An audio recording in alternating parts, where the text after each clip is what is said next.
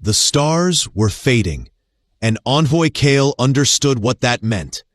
He stood alone on the viewing platform of the Alliance command vessel, watching another civilization perish.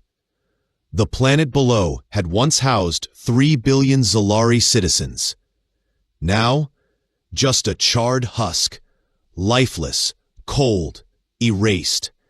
The Skarn Devourers had swept through in less than half a day. Now, there was only silence and ruin. Kale's 4 limbs trembled as he held the communicator.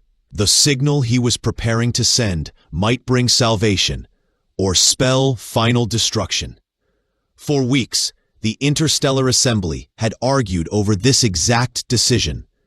The idea itself was so volatile that even mentioning it bordered on sedition. But they were out of time. They were going to summon the Deathborn. The humans from Terra 3 were the stuff of whispered legend.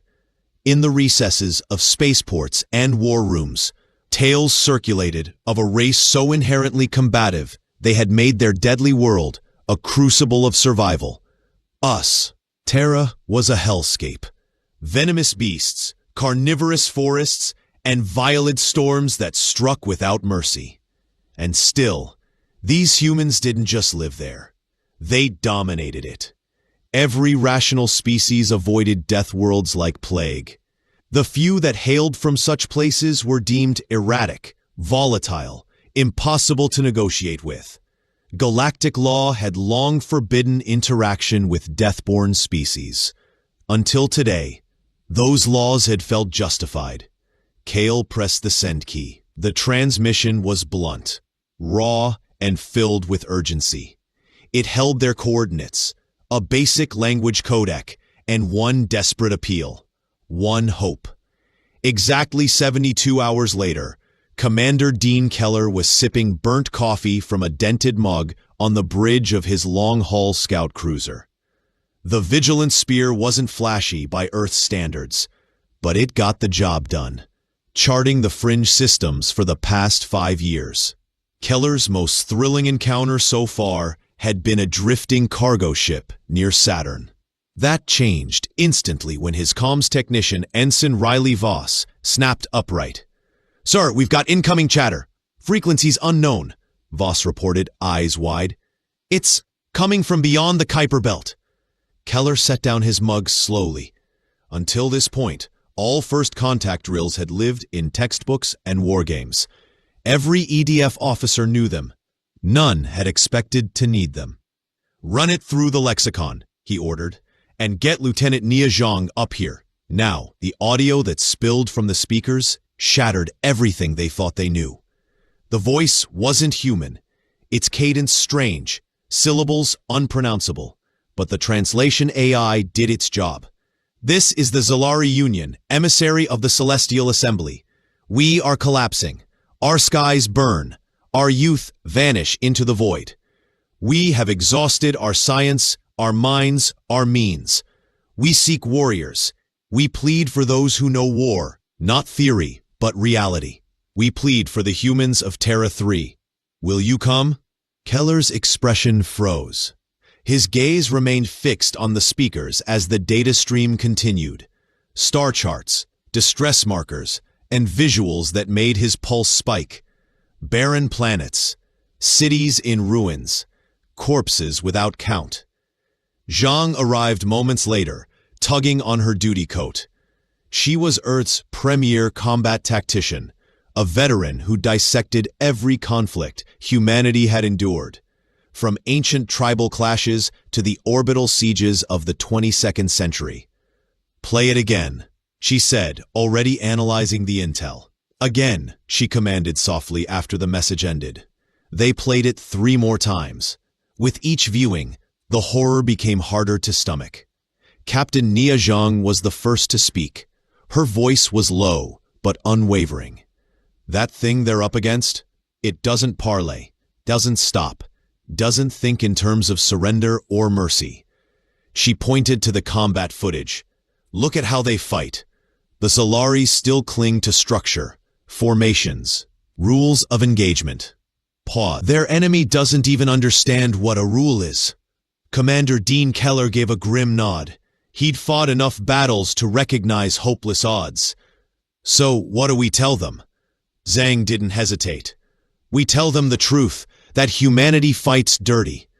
Within a few hours, the distress call had reached Earth's top brass. Supreme Commander Naomi Grant called an urgent meeting of the Unified Security Council. Military strategists, government leaders, and scholars packed into the Situation Chamber, voices overlapping in heated debate. Some suggested humanitarian aid. Others pushed for diplomatic outreach. A few argued for complete silence, worried that exposing Earth to extraterrestrial powers could bring catastrophe. Commander Grant sat quietly through it all, and then she stood. Her voice silenced the room.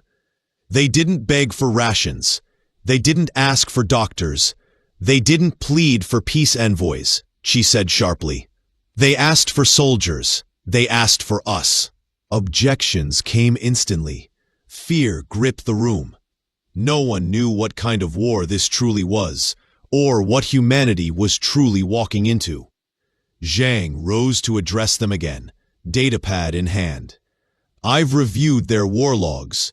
The invaders, these things they call Vorax, have annihilated 47 planetary systems in the last solar cycle alone. They're not pausing. They're not tiring. And the coalition? They're losing ground fast. She activated a star map, displaying swarming red lines. The Vorax spread. It looked like blood creeping across the stars. At this pace, she continued, they'll enter Sol-controlled space in just over a year and a half. We have two choices: fight now with partners and on their turf, or wait and fight alone, at home. A silence fell, cold, crushing. Commander Grant made the call. Send the reply. Mobilize the warfleets. Let's show them who we are. 2 days later, Commander Keller stood aboard the Resolute Flame, the message Earth had crafted stored in the ship's AI. With him were diplomatic delegates, elite combat units, and enough firepower to send a message. The moment was historic. The Resolute Flame would be the first Terran vessel to cross into intergalactic space under wartime orders. Keller reread the brief communiqué he was tasked with delivering. It was unambiguous, blunt, unapologetically human. We got your distress call. We're en route. When we arrive, the war ends, one way or the other. The Resolute Flame leapt into hyperspace, dragging behind it the desperate hopes of a burning universe and the uniquely savage promise of Earth's aid. Back home, the world's largest military infrastructure ignited. Ships launched. Weapons were tested. Sleeper units were awakened. The universe had asked the Deathborn for assistance. Now it would see what that really meant. Lieutenant Colonel Adrian Reeve had served in conflicts before, but nothing in his experience had prepared him for this. He stood rigid on the command deck of the Echo of Dawn, a coalition science cruiser. Outside the panoramic viewport, an entire world gasped its final breath. The planet, once known as Seraphis Prime, had held over 8 million sentients. Now, it was being erased. Vorax bioships writhed across the surface, not flying so much as oozing over mountains and oceans. They weren't machines. They were nightmares given form, living constructs with no architecture, no cockpit, no visible limits. They poured across the planet like liquid death. How long do they usually take? Reeve asked, unable to look away. Commander Velian, a Zalari scientist, stood beside him. Her translator device clicked as it prepared to speak. The translator buzzed as it converted his words. His species resembled elongated humanoids with sapphire skin and an extra set of arms. For a planet of this scale, the harvesting cycle takes roughly 6 to 8 hours, explained Commander Threx. The Vorax operate with terrifying precision. Lieutenant Colonel Darian Holt watched in grim silence as an entire metropolis vanished beneath the inky flood. 8 million lives erased in under a day. "How long have you been in conflict with them?" he asked. "Approximately a year and a half," Threx responded. "We have managed several tactical successes." Holt narrowed his eyes. "You've scored victories against this?" "Absolutely. Only last cycle, we orchestrated a mass evacuation from Ardos Prime before the swarm made landfall. 40% of the population was rescued, and the planetary museum's most important relics were secured." Dr. Eliza Monroe, who had been silently gathering data on her device, finally raised her head. She was Earth's foremost authority on xenobiology, brought along to analyze the threat humanity was about to confront. "Commander Threx, if I may," she said calmly, "what became of the remaining 60%? The alien's skin deepened to a navy hue, something Holt now recognized as their species' expression of shame.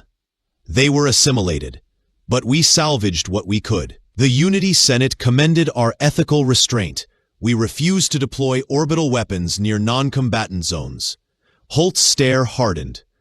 "Restraint," he echoed. "Yes, we had heavier weapons at our disposal, but we do not endanger the innocent. The Assembly strictly prohibits acts of indiscriminate destruction." Monroe and Holt exchanged a knowing glance. The truth hung between them like smoke. The Unity wasn't losing because they lacked courage. They were failing because they were playing by peacetime rules in a total war.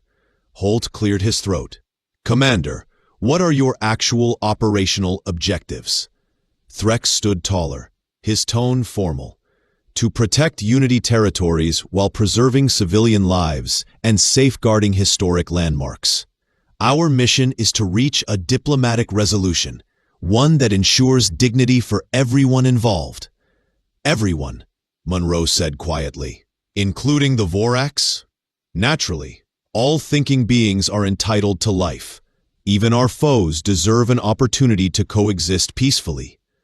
Holt turned back toward the observation pane. The planet below was now a seamless void. In just a few hours, a civilization with millennia of history had been stripped to fuel a monstrous war engine. "Have you ever tried diplomacy?" he asked, not taking his eyes off the blackened world. "With the Vorax, I mean." "On numerous occasions." Threx replied. "We've launched ambassadorial missions, offered peace tributes, even suggested they inhabit unclaimed systems rather than strike our colonies." "What was their response?" "None," Threx said bitterly. "They devoured our envoys." Monroe's scanner began to beep softly, her brow furrowed. "Commander," she said, adjusting her device, "I'm reading surging biological activity on the surface. What's happening down there?" "They're converting," he explained grimly. "The biomass is absorbed, repurposed into vessels and used to generate more Vorax. Metals and elements are integrated into their growing fleets. In 2 days," he added, "they'll have doubled their current force." A cold fury twisted in Holt's chest.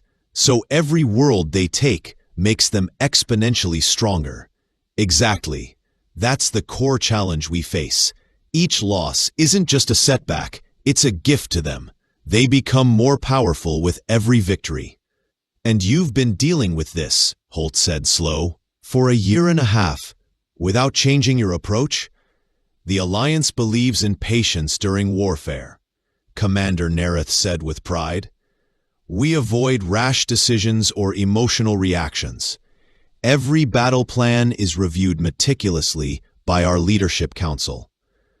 Dr. Lena Corwin powered down her analysis tool and turned toward Colonel Braddock. Her face was pale and troubled. "Colonel, I need to transmit a classified update to command, immediately." "Give me your conclusion, Doctor," Braddock replied. Corwin's voice dropped. "The Vorax aren't just invaders or soldiers. They're a planetary-level extinction force. Wherever they land, they annihilate everything. It all becomes part of their biomass. They don't seek land, wealth, or dominance. They devour reality itself. Braddock gave a solemn nod. He'd already suspected it, but having Earth's foremost alien biologist confirm it gave weight to the horror. And the Alliance is trying to repel them with policy papers and moral lectures. They're brave people, she added, nodding toward Nereth, who was currently monitoring data at a nearby console. But this is beyond anything in their experience. To them, war is just extended diplomacy. They're trying to reason with a storm. Later that night, Braddock and Corwin met again in the vessel's tiny quarters assigned to human personnel. Corwin had spent hours studying harvested genetic material taken from dead Vorax organisms. What she found was worse than expected. They're not separate beings, she told him, showing magnified visuals on her portable microscope display. Each one is connected via some form of organic neural link. They communicate across vast distances in real time. They share instincts, strategies, memory. So when one dies, Braddock said slowly, the others learn how and why. Instantly, she confirmed. They adjust faster than any traditional army could ever hope to. If we manage to destroy even a single one with a prototype weapon, every other Vorax unit in existence immediately knows how to resist that attack. It's not a military. They're a singular life form with millions of limbs. Braddock leaned closer, scanning the diagrams. His tactical instincts were racing ahead. That changes the entire equation.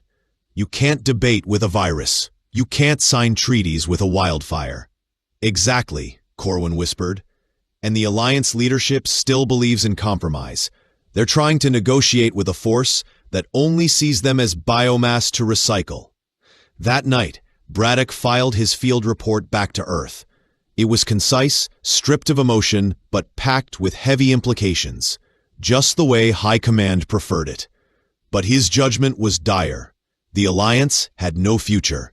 Not at this rate. Their starships were being picked apart across dozens of sys. Their colonies devoured. Their hope fading. Despite having more advanced weaponry, superior fleet numbers, and centuries of battle doctrine, none of it counted. They were engaged in the wrong kind of confrontation. The Vorax weren't fighting for ideology or territory. They were driven by instinct. They would continue until nothing living remained. And Braddock's closing statement made that clear as crystal. Urgent recommendation. Deploy entire military arsenal immediately. No diplomatic engagement advised. Containment is not possible. Diplomacy is irrelevant. What we're facing is extermination, not conquest. Request authorization to demonstrate what humans mean by unlimited engagement. Colonel Rourke relayed the message via the ship's entangled transmitter. Earth would receive it in mere hours. Then, he headed toward Commander Zalrix's quarters. I have a critical question, Rourke began. When our armada arrives, will you follow our strategic lead? Zalrix's skin dimmed with hesitation. That depends entirely on your methods, Colonel. Rourke gestured toward the ashen planet visible through the viewport. Then prepare yourselves, because we'll ask you to abandon the rules of honor you cling to. The alien leader didn't reply right away. Silence lingered. Finally, Zalrix asked, "And what exactly does that involve?" "You'll understand when it begins," Rourke answered coldly. "Just be sure you're ready." Fleet Marshal Helena Graves disembarked her drop shuttle onto Concord Base Prime, and every non-human nearby paused in stunned silence. This was not the warlord they'd envisioned. Coalition officials had expected towering brutes or snarling beasts. Graves was neither. With silvered hair and steady eyes, she moved like a retired professor rather than the commander of a planetary-scale assault force. But that illusion wouldn't last long. Trailing her were 500 troops, soldiers, engineers, and tactical officers. Their movements were disciplined, quiet, efficient. Their sealed cargo held technology unreadable by Coalition scans, and Earth's military had firmly declined requests to open their armaments for inspection. Within the conference center, Supreme Envoy Falrin waited. He was statuesque, his bronze-hued body draped in traditional robes, centuries of diplomatic decorum flowing in every motion. Around the oval chamber sat leaders from a dozen species, each representing a branch of the Interstellar Alliance, strategists, generals, and elected officials. Marshal Graves, Falrin began, his translator providing flawless English.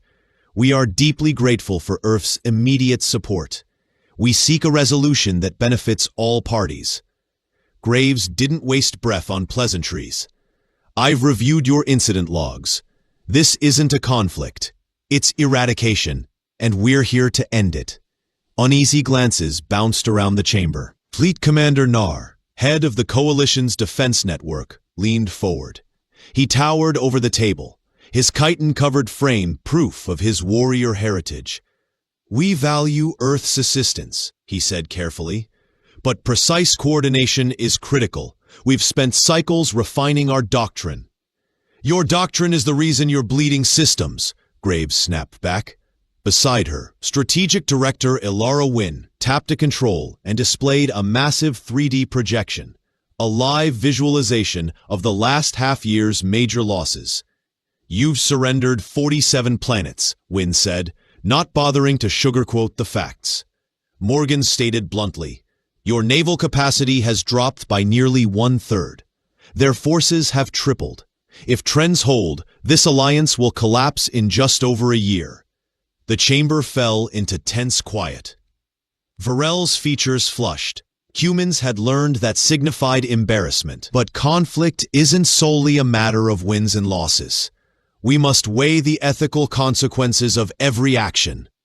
Marshal Graves rose and moved to the center display, gesturing at the devastated planetary images. Ethics? They consumed 3 billion sentience last cycle. Exactly how much morality did they apply? That is precisely why restraint is vital, replied High Admiral Naxel. The Concord stands for civilization, law, balance, and honor. If we forfeit those values, we become no better than the invaders. Dr. Evelyn Hart, silent until now, raised her voice. No, Admiral. The difference is, we'll still be here, alive. The aliens looked stunned as Hart activated a new data feed. The Vorax don't have moral codes to lose. They're not cruel or just. They're like a tsunami. Virel raised 2 of his 4 hands. Dr. Hart, surely you're not endorsing unrestrained military aggression. I'm suggesting you aim to survive, she answered without pause. Your doctrine is focused on preservation. Theirs is focused on annihilation. Guess which approach wins more battles? Graves returned to her seat, eyes unwavering. We've developed precise strategies grounded in what works against them. But before we deploy, I need your assurance. Admiral Krell shifted in his organic plating, an involuntary signal of unease. Commander, our alliance boasts 3 millennia of tactical evolution. Our battle doctrines are rooted in experience. Surely joint coordination. Your doctrines presume your enemy cares about survival. Morgan cut in. They don't. They'll sacrifice every unit they have without hesitation if it means victory. Can you say the same? At last, Virel asked. Then what exactly are you proposing? Graves brought up her own schematic, Earth's war doctrine and combat models. Unrestricted warfare, no safe zones, no off-limit targets. One rule, eliminate the threat entirely.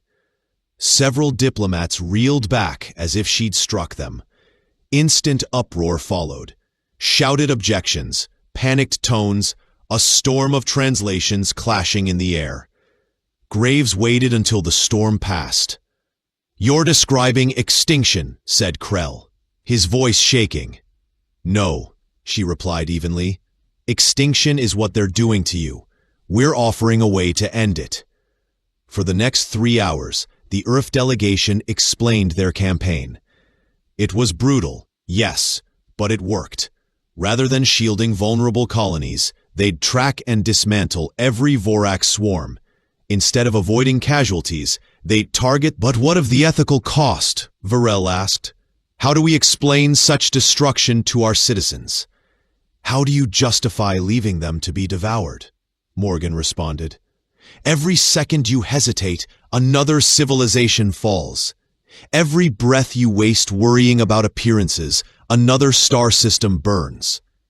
Every moment you debate ethics, another million Concord civilians are devoured by the Vorax." The first test arrived faster than anticipated. Long-range monitors picked up a Vorax recon group en route to the factory-heavy colony of Dalveris Major. Typical Concord protocol would demand population withdrawal and fortification around strategic points.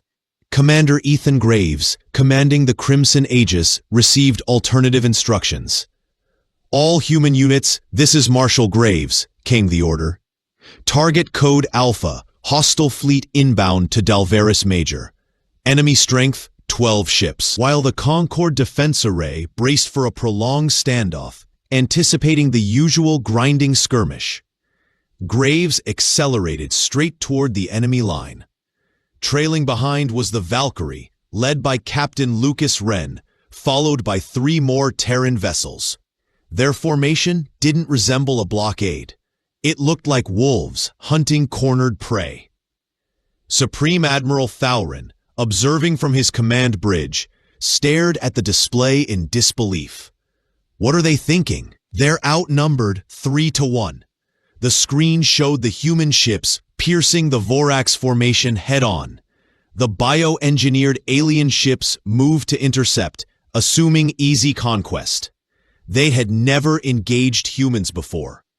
Graves' crew had dissected every fragment of data Concord xenobiologists had scraped together on the Vorax. They knew exactly where to— More importantly, they understood the Vorax had no experience facing a species fighting not for honor, but for annihilation. The Crimson Aegis wasn't equipped for mercy. Its payloads weren't calibrated for disabling. They were engineered to vaporize. When Terran torpedoes collided with the Vorax hulls, there were no escape pods, no crippled ships, no distress signals. Only wreckage. Within 20 minutes, the entire recon unit was shredded. Not a single human vessel had even been breached. On Concord Central Hub, the military leadership watched the playback in absolute silence. They had seen what they previously believed to be impossible. A flawless triumph against the Vorax. "How?" whispered Admiral Varnus. "They didn't hold back," Dr. Hart answered. "No hesitation, no rescue operations, no proportional response, just calculated elimination." Marshal Graves rose from his chair. "That was a minor encounter. When the Terran main fleet arrives, we'll— of what humans do when they go all in." As the Terran delegates left the chamber, Virel called after them. "Marshal, what you did today, was that truly necessary?" Graves paused at the threshold. "Counselor, you've asked the wrong question for 1.5 years. You keep asking, what's right? You should be asking, what keeps us alive?" The Vorax already answered it. Outside in the corridor, Morgan matched pace with Graves. "Think they'll adjust to our tactics?" Graves shook his head. "They can't. It's not in their design. That's why they reached out to us in the first place." "And if they try to limit us?" Morgan asked. Graves didn't blink. "Then they'll understand why humans don't lose, because we don't quit until the threat is ash." Everything shifted the day humanity stopped playing it safe. Commander Elias Ward stood at the nerve center of Outpost Sigma, the first Terran stronghold planted deep inside contested territory. 3 months ago, the colony known as Horizon Reach was choking under constant pressure. For nearly a year, Alliance troops had been steadily retreating, losing yard after yard as the Vorax tide swallowed entire cities. Then the Terrans arrived, bringing a new philosophy on how to wage war. Status check, Ward barked toward his tactical officer, Lieutenant Jonah Reeve. All Vorax units neutralized in zones 7 through 12, Reeve confirmed. Our engineers are planting demolition charges along the tunnel grid. We'll have the subsurface networks purged in under 6 hours. Ward turned to the central map table. The surface of Horizon Reach was dotted with thousands of red blips, each a former enemy site, now silent. Just 72 hours prior, those dots had glowed green, signaling active Vorax nests that Alliance forces had failed to breach for months. The change? Simple. Terrans didn't siege positions. They obliterated them. From below, her combat gear smeared with black crust, rotted remains of Vorax biomass. She looked battered but fierce. "Subterranean zone is clean, sir," she reported. "My squad eliminated roughly 200 hostiles, including multiple brood hives. 0 friendly losses." Ward regarded her with silent admiration. Lang's unit had cleared tunnels the Alliance had labeled unassailable. Dozens of prior attempts had ended in carnage, hundreds dead. Lang's fire team of 13 had ended the threat in one sweep. "How'd you manage that, Sergeant?" Ward asked. "The Alliance lost entire battalions in there." Lang pulled off her helmet, her young face soaked in sweat but steady. "Sir, they tried to preserve the tunnels, to take ground and minimize destruction. We weren't interested in capturing anything. We just went in and made sure nothing came out alive. Turns out, that's way simpler." Alliance liaisons had watched the human ground offensive unfold with a cocktail of dread and awe. Their soldiers advanced cautiously, wary of civilian structures, and trying not to overstep ethical lines. Terrans operated differently. They didn't clear houses, they leveled them. They didn't secure sectors, they purged them. Dr. Evelyn Morrow entered the command hub holding a tablet brimming with sensor readouts and biological scans. She'd been dissecting the remains from recent encounters, trying to untangle the true nature of the enemy. "Commander, here's what you asked for," she said without ceremony. "The Vorax operating here weren't individual creatures. They're components of a larger organism, linked through a kind of neural bionetwork inside the tunnels. When we destroyed their command nodes, every single unit went down, instantaneously." Ward squinted at the readouts. "So, they're not troops. They're pieces of something bigger." "Exactly," Morrow nodded. "Imagine them like immune cells. They can act alone briefly, but they function as part of a greater organism. The Alliance kept fighting them like traditional enemies, shooting at soldiers. They should have been treating them like a hive with a brain." That one discovery flipped the human approach on its head. No more hunting individual Vorax warriors. Now, Terran units sought out the nodes, their command brains, the clusters, the real target. No more trench lines, only the question, where's the brain, and how fast can we kill it? Crippling the enemy's ability to communicate and multiply had shattered the Vorax. In orbit, Fleet Marshal Naomi Vance commanded the most formidable Terran armada ever deployed. 47 warships, over 20,000 crew, and enough firepower to vaporize continents. They didn't travel like envoys. They moved like a plague. The Vorax core mind, a sprawling consciousness distributed across thousands of That changed during the confrontation at Sector Theta 359. For a species that had devoured galactic clusters, the idea of an enemy becoming more dangerous when cornered was alien. Vance stood rigid on the bridge of her flagship, resolute. The Vorax fleet on the display was colossal, outnumbering her force 3-1. Any strategist would have advised retreat. Terrans weren't strategists, they were executioners. "All squadrons," Vance broadcast. "Priority targets are their command nodes. We're not here to seize land or collect prisoners. Our mission is extinction. Engage at will." Terran vessels broke into scattered strike patterns, aggressive, chaotic, suicidal by most standards. Rather than form defense lines, they plunged deep into the enemy swarm. Rather than shield themselves, they concentrated solely on neutralizing command vessels. Commander Devon Hale, captain of the Black Fang, found his ship hemmed in and half his team incapacitated. Alliance procedure would have ordered a retreat. Hale had different instructions. Engineering, give me full thrust. Everything we've got, he snapped. Nav, plot a direct impact vector. That big bastard's our target. All decks, brace for collision. The Black Fang rocketed forward, aimed like a bullet at the enemy's central ship, a grotesque biomechanical leviathan pulsing with command signals. Hale's crew scrambled to stabilize systems, keeping the vessel intact just long enough. "Captain, message incoming from Alliance relay craft," said the comms officer. "They're demanding we pull out immediately." Hale's mouth curled into a sharp grin. "Tell them Terrans don't retreat. We just attack from unexpected angles." The Black Fang slammed into the command ship at full burn, detonating in a blinding eruption that lit space across a dozen sectors. Human strike teams swept in, targeting the dazed remnants with ruthless precision. The battle raged for hours. When the guns finally fell silent, every Vorak ship had been eradicated. 8 Terran ships were gone. But they'd done what the Alliance thought impossible, obliterated a numerically superior force. Inside the mind space of the Vorax hive, the Queen consciousness recoiled in confusion. It was the first catastrophic loss in generations.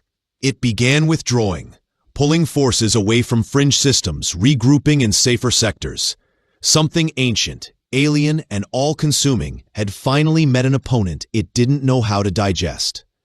Understanding an enemy willing to annihilate itself rather than accept loss required a shift in thinking. Back on Horizon Delta, Commander Rylan Graves received a priority communication from the Allied Galactic Council. "Commander Graves, APC Command requests immediate clarification of Terran combat procedures. Our field teams report that your units are utilizing strategies which appear to disregard multiple interstellar combat agreements. Please explain." Graves stared at the screen in silence before replying. "To AGC Command," he began, speaking into the terminal. "Terran doctrine is straightforward. We locate hostiles and remove them. Entirely.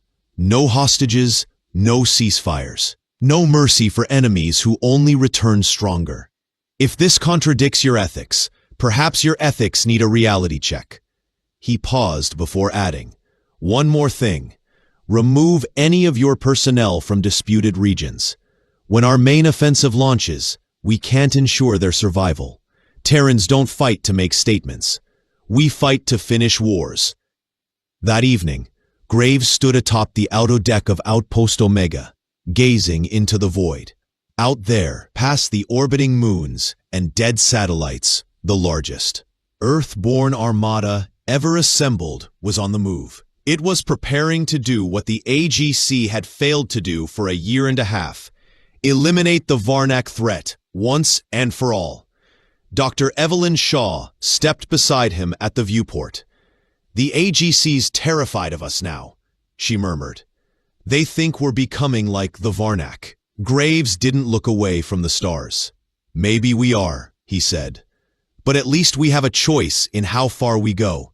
And how far is that?" He looked down toward the scorched plains of Horizon Delta, where Terran fire teams were methodically wiping out all remaining traces of alien corruption. "We stop," he said, "when there's nothing left to eliminate." Above them, stars shimmered, silent, unaffected by the slaughter raging beneath them. But for the first time in a long, brutal campaign, the Varnak were afraid. They had discovered something worse than themselves. 6 months after first engagement, the Varnak Collective ceased to exist. Commander Rylan Graves walked slowly through the Remembrance Garden at the heart of Horizon Delta. He ran his hand across the polished stone wall, tracing the engraved names of the fallen. Each etching belonged to a Terran warrior who had perished fighting for worlds they never knew, for people they never met. 12,000 names, a price Earth had willingly paid to give the galaxy a chance at peace. The garden was still. No sounds but the wind brushing through the saplings planted by AGC reclamation teams. They'd spent weeks decontaminating the surface after the Varnak plague had been scrubbed from existence. Restoration would take decades, but at least Horizon Delta had a future again. Dr. Shaw found Graves sitting alone on a curved bench, eyes on the stone monolith at the center.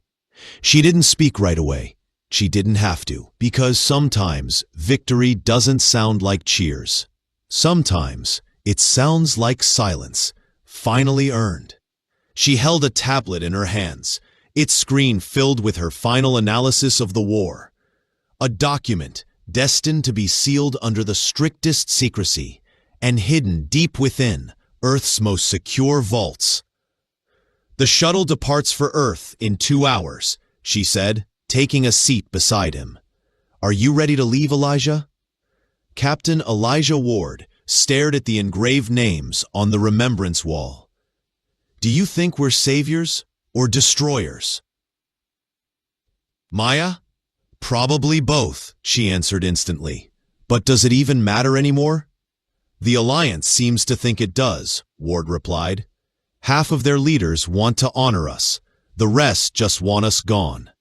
Dr. Maya Lorne powered on her tablet and showed him the final tally of the war. "The Varnak overran 47 inhabited systems and took 28 billion lives before we intervened," she said. "In just half a year, Terran forces wiped them out. 12,000 human soldiers lost, an entire species erased, and the mental toll on every Alliance observer who saw what we did." Ward rose and walked to the wall again, his fingers resting gently on a single name. Private Lena Cruz had died during the closing battle on the Varnak core world, leading a small squad into the hive's reproductive chambers. She was 23. "She knew what she signed up for," he murmured. "They all did." When Admiral Taylor asked for volunteers to stay behind and make sure the last nests were destroyed, 30,000 stepped forward. Lorne came to stand beside him. "They don't get it," she said. "The Alliance can't process the idea of dying for people you've never met. Maybe that's what sets us apart from the Varnak. We decide who we protect and who we don't. The Varnak devoured everything." Meanwhile, on Allied Command Station Meridian, Admiral Patricia Taylor stood before the Alliance Council for the final summit. Chancellor Ralvin addressed her first, his iridescent skin dulled with fatigue. "Admiral Taylor, the Alliance offers its deepest thanks for humanity's intervention in our darkest hour. We hope to begin permanent diplomatic ties and possibly study your combat doctrines." Taylor didn't respond right away. "You asked for aid," she said finally. "We gave it. But you never asked to become what we are, and I hope you never do." Fleet Commander Nolar leaned forward, his armored frame catching the ambient glow. "Surely, Admiral, there are tactical insights we could benefit from. Techniques to improve our own defenses in the future." "You mean how to wipe out an entire species with precision," Taylor said, voice cold. "How to silence your conscience after executing a planetary purge." She didn't wait for an answer. "Earth didn't enter this war to show restraint. We came to end it." Ralvin nodded slowly. We feared the Varnak because they were unstoppable. Now we fear the cost of surviving them." Taylor stood, her voice calm but final. "Then maybe you're starting to understand what it takes to win. Wiping out a civilization, sending fresh-faced soldiers into certain death because it's the only way to save countless others. How do you live with that?" No one from the assembly spoke. Briggs went on, voice soft but steady. We never intended to train you to fight like Terrans. You shouldn't have to. The moment you all gone, Briggs confirmed. They were devouring everything in their path.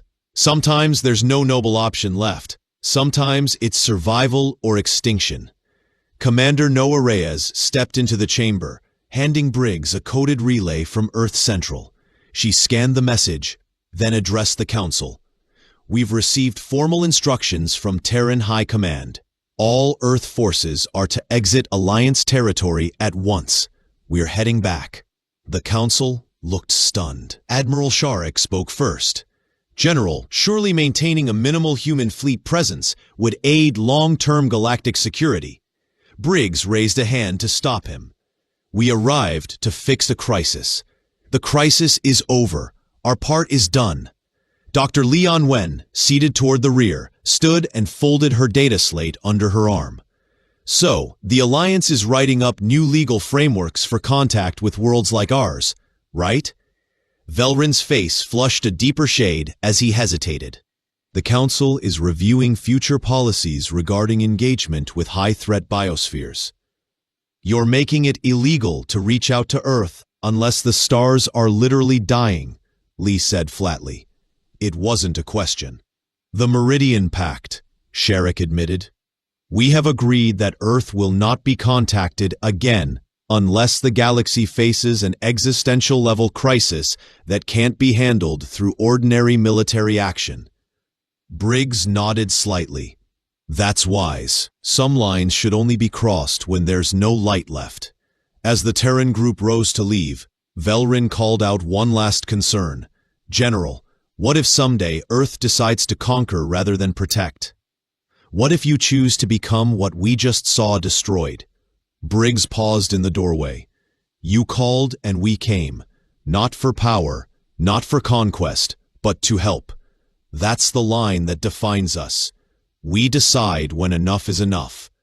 3 days later, the final Earth warships left Alliance space. Commander Reyes stood at the helm of the Steel Horizon, watching distant alien planets fade from view. His vessel had been the first to respond when the galaxy cried for help, and now it would be the last one to turn away. Now it stood among the final ships to depart. Any second thoughts, Captain? Asked his signals officer, Ensign Drew Matthews. Reynolds considered the question deeply. We preserved over 200 billion lives, Drew. Stopped 12 intelligent species from vanishing. The universe is free of a plague that had swallowed entire empires. That's not what I meant, Drew replied. Reynolds turned to the framed portraits along the command deck walls. Images of fallen crew members, young souls who'd never walk on Earth again. I regret it had to be done. I regret we were the only ones who could do it. But I don't regret standing up when no one else could. Meanwhile, on Earth, Dr. Eliza Monroe finalized her top-secret evaluation within a high-security research bunker beneath Defense Command. Her closing thoughts would be viewed by a select few and then buried indefinitely. Human combat proficiency proved overwhelmingly lethal against a species-level existential danger, she wrote. However, the mental toll on our forces and the unease we caused in our allied civilizations means such action must remain a final measure. She paused, remembering the Remembrance Garden on New Solstice and the etched names along its walls. Then she resumed, We are the antibodies of the cosmos. We are nature's answer to threats no one else can face. Armed with the capacity for annihilation, yet bound by ethics. We can destroy utterly, but we don't destroy indiscriminately. She encrypted the report and marked it under maximum clearance. Her final line would become the unofficial slogan of Earth's stellar defense. Pray it's never needed again. 6 months afterward, the Alliance unveiled a tribute in the heart of their galactic capital. Unadorned obsidian, bearing a singular message translated into every known dialect. To the people of Earth, who came when we called and stopped when we asked. May such assistance never again be necessary. Buried in Coalition High Command's most classified databank, a contingency plan was drafted, codenamed Protocol Last Dawn. It listed only one destination, Terra, Solar Sector. The directive was blunt. Open only in the face of total annihilation of all intelligent life in the known galaxy. Humanity had departed, leaving behind a realm secured, appreciative, and quietly haunted by what it had witnessed. The Alliance would grow, explore, and flourish across millennia. And in the deep shadows of space, when children whispered tales of the horrors that once devoured entire planets, their parents would respond with stories of different beings who came from a world of oceans and skies and made the first monsters vanish without a trace. The fighting had ceased. Humanity had prevailed. But as the galaxy would eventually understand, victory is simple. Living with what it demands is far more difficult.